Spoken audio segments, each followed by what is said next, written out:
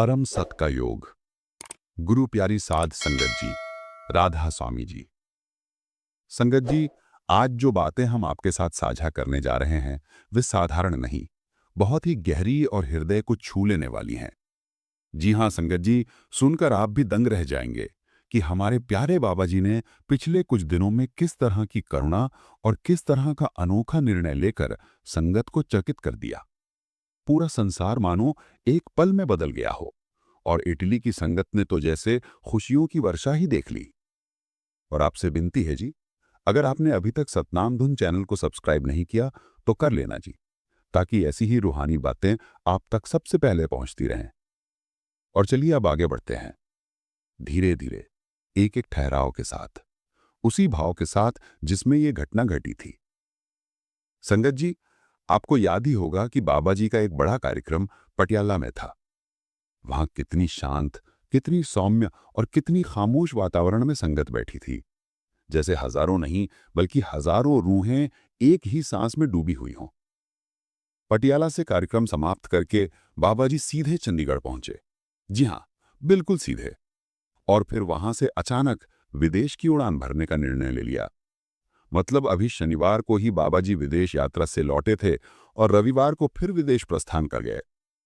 ये सुनकर तो लोग सन्न रह गए जी। संगत जी, ये सब अचानक हुआ, इतना अचानक कि दिल्ली, पंजाब, हरियाणा, जहां जहां से खबर पहुंची, हर कोई एक ही बात कह रहा था, वाह मालिक, ये कैसी अद्भुत लीला है। बाबा जी की उम्र, उनकी दिनचर्या, उनकी निरंतर गतिशीलता सचमुच किसी साधारण मनुष्य के बस की बात नहीं। जिस उम्र में लोग आराम चाहते हैं, संत महापुरुष दुनिया भर की यात्राएं करते हुए किसी पल भी विश्राम का नाम नहीं लेते। अब संगत जी, जैसे ही बाबा जी चंडीगढ़ एयरपोर्ट पहुंचे, तुरंत विमान चढ़कर विदेश के लिए रवाना हो गए। और रात तक, जी हां, रात तक बाबा जी इटली पहुंच भी गए। इटली के सत्संग घरों में उसी रात घोषणा हो गई कि बाबा जी दर्शन देने आ रहे हैं। आदेश दिया गया, कृपया अनुशासन में रहिए, अपनी इच्छा से सेंटर में भीड़ न लगाइए, जब समय बताएंगे तो ही पधारिए। इटली की संगत का अनुशासन हम सबने हमेशा देखा है। जो हुक्म मिलता है उस पर बिना सवाल, बिना बहस, सिर झुकाकर जी कह देती है।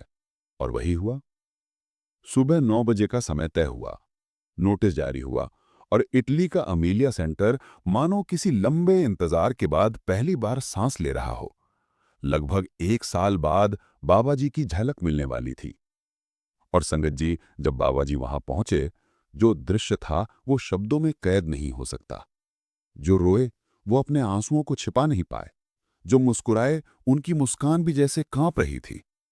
1 साल से तरस रही रूहें आज अपने मालिक को सामने देख रही थी। और इसी बीच संगत जी, एक और बात सामने आई। बाबा जी इस बार सिर्फ संगत के लिए नहीं बल्कि कुछ निजी कार्यों के लिए भी इटली पहुंचे थे। एक जगह भी देखनी थी, कुछ निजी निरीक्षण भी करना था। और उस सब के बीच उन्होंने इटली की संगत पर इतना अनोखा प्रेम बरसा दिया कि हर कोई कह उठा, सतगुरु बिना कारण के भी कारण बना देते हैं। लेकिन संगत जी, चलिए अब उस घटना की ओर आते हैं जिसने दिल्ली को हिलाकर रख दिया। जी हां, पूरी दिल्ली की संगत में हलचल मच गई। असल में इससे एक दिन पहले बाबा जी दिल्ली आए थे। वो किसी परिवार में शोक जताने पहुंचे थे। वहां की एक छोटी सी वीडियो भी सामने आई थी। लेकिन संगत जी, उस वीडियो के सामने आने के बाद दिल्ली भाटी सेंटर के फोन लगातार बजने लगे। क्यों?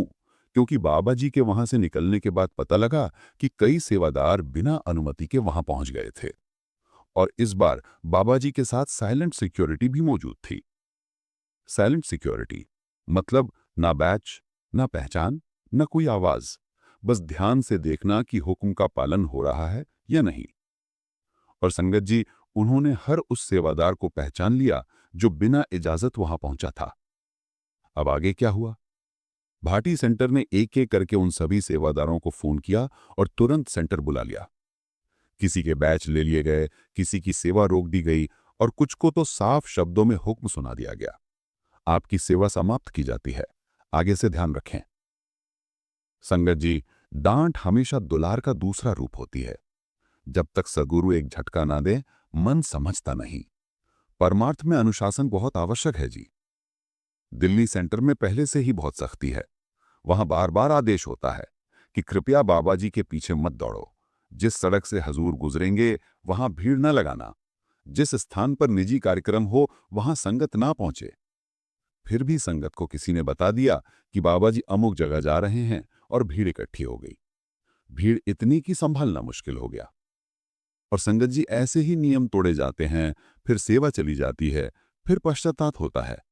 लेकिन उस समय मालिक का प्रेम कठोर लगने लगता है। अब यहां एक पुरानी घटना भी जुड़ी है। दिल्ली की ही एक बीबी जो सिक्योरिटी सेवा में थी, हर जगह पहुंच जाती थी जहां बाबा जी आते जाते थे। उसे सूचना भी पहले मिल जाती। वो एयरपोर्ट, रास्ते, घर, हर जगह पहुंच जाती। एक दिन बाबा जी एयरपोर्ट से बाहर निकले। वो बीबी हाथ जोड़ के खड़ी थी। बाबा जी ने उसे पास बुलाकर कहा, बीबी जी, ऐसे पीछे दौड़कर कुछ हासिल नहीं होता। ये रास्ता भीड़ या प्रयास से नहीं चलता। ये प्रेम और आज्ञा का मार्ग है। और फिर उसकी सेवा ले ली गई। उसने बहुत माफी मांगी, पर सेवा वापस नहीं मिली। संगत जी, सेवा बहुत बड़ी नेमत है और उससे बढ़कर है आज्ञा। लेकिन अब आगे बढ़ते हैं एक ऐसी गहरी, अद्भुत और बिल्कुल सच्ची घटना की ओर जो पुनर्जन्म और नामदान की महिमा को समझाती है। संगत जी, महाराष्ट्र के पुणे शहर की लगभग 10 वर्ष की एक बच्ची जो अपने पिछले जन्म के नामदान के शब्द इस जन्म में भी याद कराई, सोचकर भी रोमांच हो जाता है। ये बच्ची बचपन से ही अलग थी। न खेल कूद में मन, न बाहरी दुनिया में रुचि, बस शांति, गहराई और भजन सिमरन की ओर झुकाव। वो आधी रात को भी ध्यान लगाती थी। माता पिता ने जब पहली बार ये देखा तो रात भर सो ना पाए। धीरे धीरे उन्हें डर लगने लगा कि इतनी छोटी उम्र में ये ज्ञान कहां से आ रहा है, कौन समझा रहा है, ये कैसे जानती है। क्योंकि बच्ची कहती थी, मालिक के नाम में बहुत शक्ति है। जन्म मरण से मुक्ति सिर्फ भजन सिमरन से मिलती है। यदि साधना अधूरी रह जाए तो फिर जन्म लेना पड़ता है। अब भला 10 साल की बच्ची ये बातें करे तो घर वाले घबरा ही जाते हैं। इसी बीच एक अनुभवी, कमाई वाली बीबी जो कई वर्षों से गहरे भजन में थी, घर आई। बच्चे के व्यवहार को सुनकर उसने कहा, बिल्कुल चिंता मत करो। ये ज्ञान इस जन्म का नहीं है, ये इसकी पुरानी कमाई है। इसके पिछले जन्म में इसका भजन अधूरा रह गया था, इसीलिए इसे फिर से जन्म मिला, और वो भी सत्संगी घर में, ताकि अपनी यात्रा पूरी कर सके। ये सुनकर माता पिता रो पड़े। पर चमत्कार तो तब हुआ जब बच्ची ने 12 वर्ष की उम्र में खुद बताया, मेरा पिछला जन्म पंजाब के होशियारपुर में हुआ था। मैं वहां भी सत्संगी परिवार में थी। मुझे नामदान मिला था, पर साधना अधूरी रह गई। शरीर छोड़ना पड़ गया, इसीलिए आज फिर मौका मिला है। और वो बच्ची वो सारे शब्द बोलकर सुना गई जो उसे पिछले जन्म में नामदान में मिले थे। कमाई वाली बीबी जी स्तब्ध रह गईं। माता पिता अवाक रह गए। सबके होश उड़ गए। फिर उसे सच्चाई परखने के लिए पंजाब ले जाया गया और बच्ची बिना रुके हर गली, हर मोड़, हर रास्ते को पहचानती चली गई। अपने पिछले जन्म का घर, पिछला परिवार, सब पहचान लिया। संगत जी, ये घटना किसी सामान्य इंसान की समझ से बाहर है। मालिक किस पर कब कैसी कृपा कर दे, कोई नहीं जानता। लेकिन संगत जी, आगे की बातें मैं आपको पार्ट 2 में बताऊंगा, जहां इस बच्ची की कहानी और आगे बढ़ती है। और फिर हम लौटते हैं बाबा जी की यात्रा पर कि इटली के बाद वो किस दिशा में रवाना हुए और फिर संगत को किस प्रकार ये समझ दी कि नाम की कमाई क्यों सबसे बड़ी पूंजी है। और संगत जी, जब बच्ची अपने पिछले जन्म के परिवार को पहचान कर उन्हें गली गली लेकर चल रही थी, तो जिस सहजता और स्पष्टता से वो हर मोड़ को बता रही थी, उसे देखकर हर कोई हैरान था। एक बच्चे में इतनी स्मृति, इतना आत्मविश्वास और इतनी शांति कहाँ से आती है? ये सवाल वहाँ मौजूद हर व्यक्ति के मन में उठ रहा था।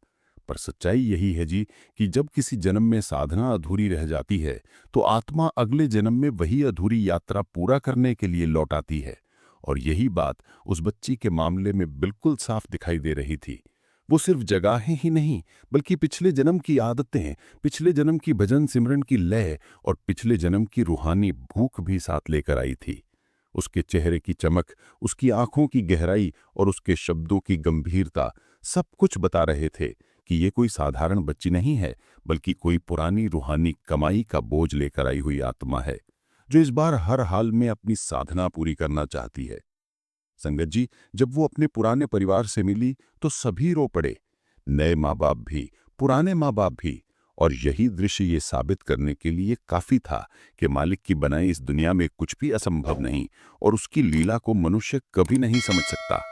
बच्ची सबकी बातें सुनकर बस मुस्कुराती रही और फिर शांति से बोली, अब मुझे यहाँ ज्यादा नहीं रुकना, मेरे काम नए घर में है, मेरी साधना अभी अधूरी है। ये सुनकर सभी स्तब्ध रह गए, क्योंकि ये बात कोई साधारण बच्चा नहीं कह सकता। अब संगत जी, इस बच्चे की बात यहीं खत्म नहीं होती। इसके बाद भी कई महीनों तक वो अलग अलग घटनाओं में ऐसी बातें कहती रही जो ये साबित करती थी कि वो किसी पिछले जन्म की निरंतरता लेकर आई है। जब कभी ध्यान में बैठती तो कई कई घंटे बिल्कुल स्थिर बैठी रहती, न हिलना, न बोलना, न थकान। और उसके ध्यान की गहराई देखकर कई साधक हैरान रह जाते कि जो अवस्था उन्हें 20-30 साल की साधना के बाद भी नहीं मिलती, वो इस बच्ची को इतनी आसानी से कैसे मिल जाती है। संगत जी, इसी बीच एक दिन उस बच्ची ने अपनी माँ से कहा कि मुझे मालूम है कि इस बार मुझे बहुत कम बोलना है, ज्यादा सुनना है और सबसे ज्यादा मेहनत सिमरन पर करनी है। ये सुनकर माँ रो पड़ी और बोली, बेटा, तू हमारे बस की बात नहीं, तू तो ऊपर से भेजी हुई आत्मा है। अब संगत जी, यहां तक तो बात थी पुनर्जन्म और नामदान की महिमा की, लेकिन अब चलिए फिर से लौटते हैं बाबा जी की यात्रा पर, जो इटली में संगत को दर्शन देने के बाद आगे बढ़ चुकी थी। इटली में जहां जहां बाबा जी गए, वहां संगत ने इतना अनुशासन, इतनी शांति और इतना प्रेम दिखाया कि हर कोई कहने लगा कि मालिक की सच्ची दया वही है जो अनुशासन में भी प्रेम का अनुभव करा दे। वहां कुछ निजी निरीक्षणों के साथ साथ बाबा जी ने बहुत ही सीमित संगत को दर्शन दिए और हर जगह एक ही बात दोहराई, अपना ध्यान केंद्रित रखो, अपने मन को साधो और नाम की कमाई को रोज बढ़ाते रहो। संगत जी, इटली से आगे बाबा जी किस दिशा में गए, इस पर बहुत सी अफवाहें फैल गईं। किसी ने कहा फ्रांस, किसी ने कहा यूके, किसी ने कहा जर्मनी। पर सच्चाई ये है कि संत महापुरुष अपनी लीला किसी को बताकर नहीं चलते। जहां जरूरत वहां पहुंचते हैं, जहां करुणा वहां ठहरते हैं, जहां कोई आत्मा पुकारे वहां अपने आप कदम बढ़ जाते हैं। इटली से रवाना होने के बाद बाबा जी का प्रवास बिल्कुल शांत रखा गया। ना कोई बड़ी घोषणा, ना कोई भीड़, सिर्फ वही संगत जिन्हें आदेश देकर बुलाया गया। असली संगत वही है जी, जो आदेश का पालन करे, न कि वो जो अपनी इच्छा से भीड़ बनाकर अपने मन की तृप्ति ढूंढे। इसी बीच दिल्ली, हरियाणा और पंजाब की संगतों में ये चर्चा और बढ़ गई कि बाबा जी ने हाल ही में सेवा में लापरवाही करने वालों पर काफी सख्त निर्णय लिए हैं। भाटी सेंटर पर जिन सेवादारों की सेवा रोकी गई थी, उनमें से कई तो ऐसे थे जो सालों से सेवा कर रहे थे, लेकिन अनुशासन में चूक के कारण उन्हें रोक दिया गया। ये सुनकर कई लोगों ने कहा, इतनी सख्ती क्यों? पर संगत जी, सख्ती वहीं होती है जहां प्रेम सबसे ज्यादा होता है। मालिक अपने बच्चे पर कभी कभी कठोरता इसलिए दिखाते हैं ताकि उसका मन नियंत्रण में रहे, वरना मन तो दौड़ता ही है, भटकता ही है, और भटकने से सेवा जाती है, और सेवा चली जाए तो जीवन का सबसे बड़ा सहारा हाथ से निकल जाता है। इसी सब के बीच एक कथा और सामने आई। एक नौजवान सेवादार ने बाबाजी से अपनी सेवा वापस देने की गुजारिश की, पर बाबाजी ने मुस्कुराकर कहा, सेवा तुम्हारे हाथ में नहीं, मेरे हाथ में है। तुमसे छूटती तभी है जब तुम्हारा मन उसे छोड़ देता है। ये सुनकर वो नौजवान रो पड़ा और बोला, मालिक, मैं मन से नहीं, गलती से दूर हुआ हूं। तो बाबाजी ने कहा, फिर मन को साधो, गलती को स्वीकारो और नम्रता में रहो। सेवा वापस तभी मिलेगी जब तुम सेवा के योग्य बनोगे। अब संगत जी, ये बातें सुनकर कई लोगों ने अपने अंदर झांकना शुरू किया कि हम बाबा जी के पीछे क्यों दौड़ते हैं? क्या अपनी खुशी के लिए या मालिक की इच्छा के लिए? क्या भीड़ में अपनी उपस्थिति दिखाने के लिए या अपने मन को तसल्ली देने के लिए? और यही वो बिंदु था जहां इटली की संगत के अनुशासन का उदाहरण सबसे ज्यादा चमका उठा। जब वहां 1 साल बाद बाबा जी पहुंचे तो संगत ने न भीड़ लगाई, न भगदड़ मचाई, न आगे बढ़ने की कोशिश की, बस आदेश की प्रतीक्षा की, और जब समय आया तो शांतिपूर्वक दर्शन किए। अंत में बाबा जी ने वही बात दोहराई जो हर साधक के लिए जीवन का सार है, नाम की कमाई ही आपके साथ जाती है, बाकी सब यहीं छूट जाता है। और अगर किसी जन्म में कमाई अधूरी रह जाए तो आत्मा फिर लौटती है, फिर वही यात्रा दोहराती है जैसे वो बच्ची। इसलिए अपने आप को अनुशासन में ढालो, सेवा को नेमत समझो और भजन सिमरन को रोज की सांस की तरह अपनाओ। संगत जी, इन बातों में इतनी गहराई है कि अगर मन एक पल ठहर जाए और इन शब्दों को भीतर उतार ले तो शायद हमारी जिंदगी बदल जाए। और अगर आप भी इन बातों में प्रेम महसूस करते हो तो एक बार राधा स्वामी जरूर लिख देना जी, और सतनाम धुन परिवार से जुड़े रहना, ताकि ऐसी ही रूहानी बातें आपके जीवन को भी प्रकाशित करती रहें।